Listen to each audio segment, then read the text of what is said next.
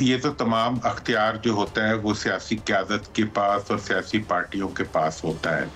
मैं तो वही बात करूँगा जो उन्होंने फरमाई है, और उनका ये ख़्याल है कि इस वक़्त हुकूमत की किसी ऐसे एडवेंचर में उनके साथ होना जिसके नतीजे में वो ऐसे इक़दामात करें जिनकी वजह से आवाम में एक रिएक्शन पैदा हो और जमहूरी अमल जो है वो उसकी तरफ से उससे मुतासिर हो। मतलब वो तमाम कानून साजी जो इस वक़्त जमहूरी रवायात को आगे बढ़ाने के बजाय जमहूरियत के अमल को कमज़ोर करने का सबब बन सकती हो, उसमें वो मुझे हिस्सा बनते हुए भी नहीं नज़र आते। और ये जो टेम्पटेशंस हैं कि ये ले लें, ये ले लें, ये ले लें, मेरा ख्याल है कि आप देने वाले के अपने पास कुछ नहीं है, जिनके पास अख्तियार हैं वो बेअख्तियार हैं, जो इक़्तिदार में हैं उनका इक़्तिदार बेमानी हो चुका हुआ है। अख्तियार दुरानी साहब माफ़ी चाहता हूँ, मैं एक इंटरजेक्शन करूँ, एक और बात है रह न जाए। ये जो कल वाक़या हुआ जो KPK के जो CM मुबैना तौर पर मौजूद मीटिंग में थे या क्या जो कुछ हुआ और जो असम्बली में हुआ, उस पे हवाले से कोई उन्होंने अपना मौक़िफ़ दिया मौलाना फजल रहमान साहब ने?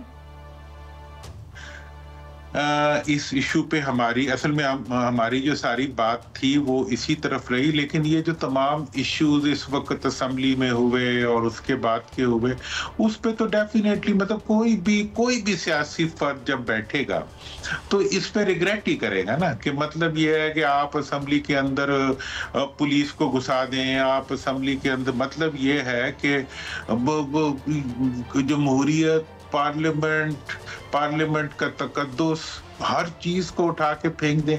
This goes without saying. इसको तो हुकूमत में बैठे हुए लोग भी जस्टिफाई नहीं कर सकते। शायद चंद वज़रा में इतनी जुर्रत हो कि वो शायद उसको डिफेंड कर सके। मैं नहीं समझता कि हुकूमत और तारीख के सामने तो मेरा ख्याल है कि कोई आज का पैदा होने वाला बच्चा भी इनके घरों में इसको जस्टिफाई नहीं कर सकेगा। तो ये तो मतलब जमहूरियत का खुला। लेकिन दुरानी साहब एक इशू और भी है जो मौलाना फजलुर रहमान हैं या आप हैं, आपने हमेशा मुज़ाकरात की बात की है और मुज़ाकरात से ही मामलात आगे बढ़ाने की बात की है। बानी PTI कहते हैं कि इस्टेब्लिशमेंट और हुकूमत के साथ मुज़ाकरात बंद, तो बात कैसे होगी सर?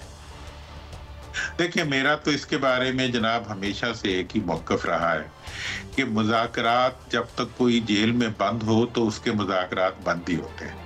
अगर आपने मुज़ाकरात करने हैं, अगर हुकूमत मुज़ाकरात के लिए आमादा है, अगर इस वक्त मुल्क की जो सियासी पार्टियां हैं वो मुज़ाकरात के लिए आमादा हैं, पीपल्स पार्टी है, नून है, इन सबको इंश्योर करना चाहिए कि जो जेल में है वो बाहर आए और आमने सामने बैठ के बात करें। क्या पीपल्स पार्टी को भुट्टो साहब का 77 याद नहीं है?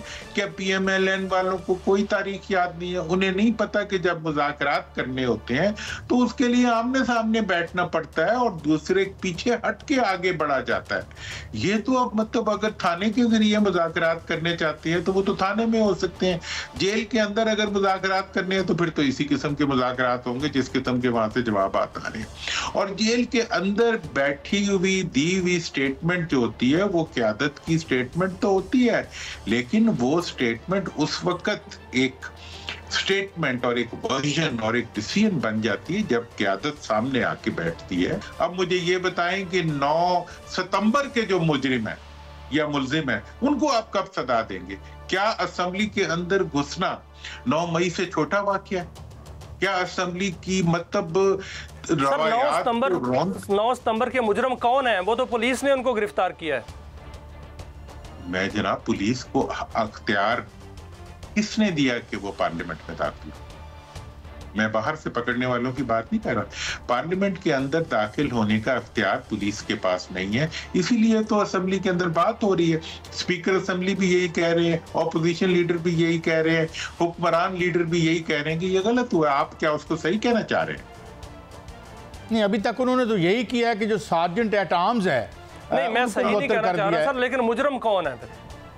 मुजरिम तो वही है जो अंदर आया, और मुजरिम वो है जिसने उनको भेजा है।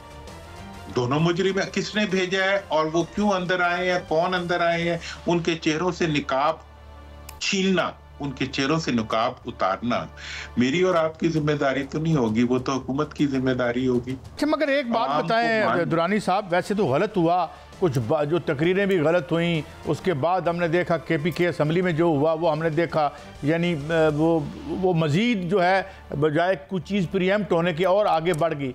इतना पैनिक मोड में गवर्नमेंट चली जाती है, एक जलसा होता हो जाता, लोगों को कतारसिस होता, घरों को चले जाते, कौन से इनकलाब आते हैं जलसों से, इतने ये डरे हुए क्यों हैं? मुझे मेरा ये तस्वीर दुरुस्त है या गलत है कि ये ज़्यादा जी जी जी दुरानी साहब? कैसर, ये एक पाकिस्तान के उस शहरी का तासुर है जो पाकिस्तान के लिए फिक्रमंद है। मुझे देखें, मैंने बारहा ये कहा है कि 1 साल 3 महीने से रोज जलसा हो रहा है जेल वालों का, और 75% तक एयर टाइम जो है वो एक पार्टी और एक शख्सियत को मिल रहा है, आधा हुकूमत देती है, आधा अपोजिशन देती है। मोर ओवर वो जब कोई फड्डा डाल लेते हैं जलसे की तरह का, तो वो एयर टाइम जो है 75% से 100% पे चला जाता है। मतलब ये है कि वे तुम दोस्त जिसके दुश्मन उसका आसमा क्यों? आप अपने खुद दुश्मनी पे उतर आए हैं, आप सेल्फ डिस्ट्रक्शन के मोड में आ गए हैं, आप अपने आप को अवाम के सामने, भाई 7 बजे जलसा, 7:01 पे जलसा खत्म। मतलब मैं तो समझता हूँ कोई अगर किसी 5 साल के बच्चे को भी ये फैसला दे दे, वो भी ऐसा फैसला नहीं दे। पता नहीं कहां से ये टॉडलर्स की एक एकेडमी आ गई है जो इतने सादा फैसले करते हैं, और फिर जनाब जलसा को बटन दबाएंगे तो वो बंद हो जाएगा, फिर आंसू गया। वो तो शुक्र है रेंजर्स आ गए तो थोड़ा सा सुकून आ गया, वरना तो वो मतलब चल था, आंसू गैस चली जा रही है। ये पैनिक मोड समझते हैं? मुझे तो ऐसे लगता है जैसे मैं तो इसको सर पैनिक मोड नहीं कहूंगा, मैं इसको फुलिश मोड कहूंगा।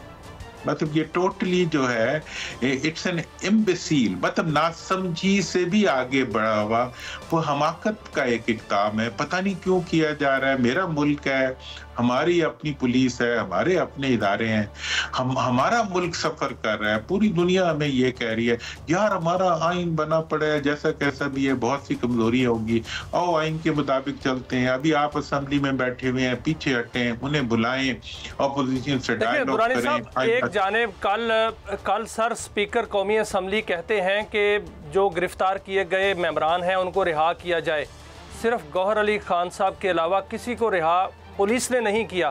तो क्या स्पीकर कौमी असम्बली जो हैं उनकी भी नहीं चल रही? और फिर इनको कंट्रोल क्या हुकूमत डायरेक्ट पुलिस को कर रही है कि वो इनको रिहा ना करें?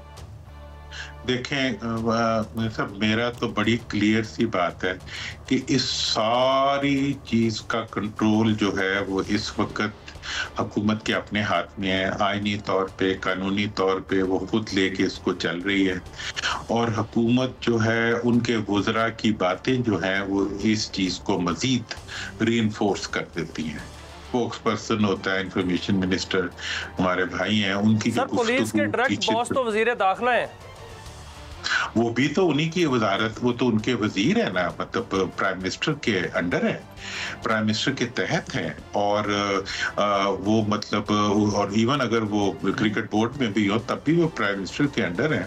तो इसका मतलब ये है कि आखिरी कंट्रोल प्राइम मिनिस्टर के हाथ में है। और उनके देखें, अब आप एक चले वजीर दाखिला को आप किसी और तरफ उनकी तरफ इशारा कर दे तो वजीर इत्तलात तो उनके अपने हैं, बिल्कुल घर के फर्द हैं। नहीं, ये तो क्या नहीं दुरानी साहब, एक तो बात ये है ना, इशारे हम जिधर मर्जी करते रहें, कल अगर बात खुलेगी, कोई केस खुलेंगे, तो ये तो नहीं कहेगा ना जी मुझे तो मोहम्मद बशीर साहब ने आके कहा था। वो कहेंगे भाई मोहम्मद बशीर साहब कौन है, आप तो इनके अंडर थे, हजूर आप बताएं। मैं यही बात आपने एग्जैक्ट देखे, मैं बार बार ये कह चुका हूं कि अख्तियार उसी का होता है आखिरी दिन जिसको आइन और कानून ने अख्तियार दिया होता है। जवाब तलबी उसी की होती है जिसके हाथ में अख्तियार होता है। अब अकाउंटेबिलिटी उसी की होती है जिसने हल्फ उठाया होता है।